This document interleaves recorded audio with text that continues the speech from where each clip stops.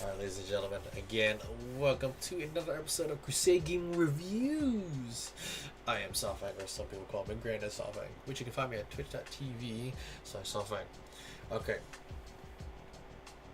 Total War. The series has a great legacy. And again, as with my reviews, as always, I will tell you the viewer side, the streamer side, and the consumer side. The first two, they pretty much are consumers, but I want to put in a generalization as unbiased as possible. The Warhammer Fantasy Universe is really good. It's been through the tabletop, like Dungeons and Dragons, the role-playing game, or the miniatures. And it's also really expensive. Warhammer Fantasy and Total War. You got the Empire, you got the Orcs, the Dwarves, the Vampire / Undead, and you have the Wars of Chaos. There's more than just these 5 though, and I'm pretty sure they'll be in the game soon enough, but I don't know when. Because remember, we still have the Skaven, and then there's the Bretonians as well. So we'll see what happens. But so far, this has been pretty good. Out of the Total War series, I love Shogun. Rome wasn't exactly the hardest hitting that I really enjoyed, but again, that's for me.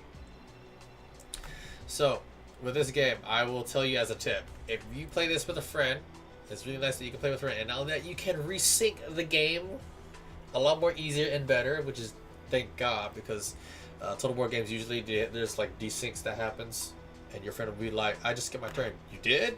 Yeah. And then you'll never see it happen. So that's really good. A game like this, it can be pretty slow paced because you're building up your building up your buildings. You're also recruiting armies, and you're doing diplomacy. Each race and faction plays differently. Like the Empire, the big thing is diplomacy and making a confederation. The Orcs, you have to keep fighting so that you can go to a full wall. You got to get a lot of fighting. And again, I'm not trying to spoil too much though. There are only certain factions that can like colonize or take over another faction's land. Like Orcs and Dwarves can colonize each other's lands. That's it. The Empire, they can only do like human settlements or dead. The Chaos, well, they work entirely differently. So when you do get this game, it's gonna be like, how the hell do you play these guys? But they're very vicious and they're very strong. Viewer-wise, you can definitely chill, have a good time, and chat amongst your fellows, and also along with the streamer, which is very good. I mean, viewing-wise, not the greatest until you're in actual combat. So I'd probably just give it a plain, like, 7. Because you have to see them just click a bunch of stuff, micromanagement, everywhere in every province. Not the greatest thing. And the reason why I put it at 7 and not maybe like a 5 or 6 is because the streamer can still interact and talk with you while they're doing their micromanagement and clicking stuff. So it's not the worst of it. So it depends for your community as well.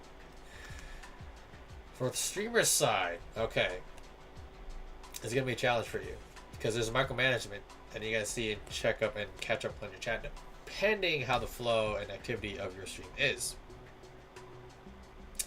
But the game is fun, especially with a friend.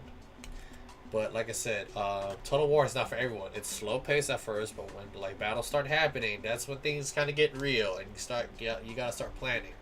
Sometimes you may find yourself talking, to no one except the stream while playing things out, kind of like how I do. So I'll give it a plain 8. The series is done good by its legacy. It's fun, and I can still keep up with that chat, and I could take one of my mods to play this game with me, or anyone from the stream that has it. It's a pretty good price. Let's see, for the consumer wise. Alright, here's what I'm going to tell you. If you like Total War, if you like Warhammer, be it the fantasy or the sci-fi, this is your jam. If it's not, don't get it. But for consumer wise, I am satisfied with buying this game. It has a lot of content and there'll be more. I give it an 8. So, viewer wise, 7. Streamer wise, 8. Consumer wise, 8. That is what I believe. That is the opinion that I try to do. No certain emotional attachments, a certain legacy of games and whatnot. I just want to see what can work for a community, the streamer, And if it's worth the $1.05, 788. There you go. Again, that's Crusade Gaming Reviews with yours truly, Softline.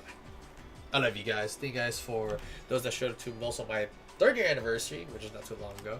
There'll be more Gleam campaigns and giveaways in the future. Also, you want to know more stuff, look down below.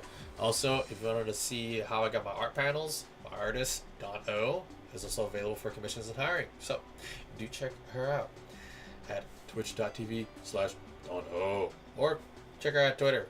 That's Psycho Dawn. But like I said, everything's like down there. See you guys next time. Crusade New Year! Peace.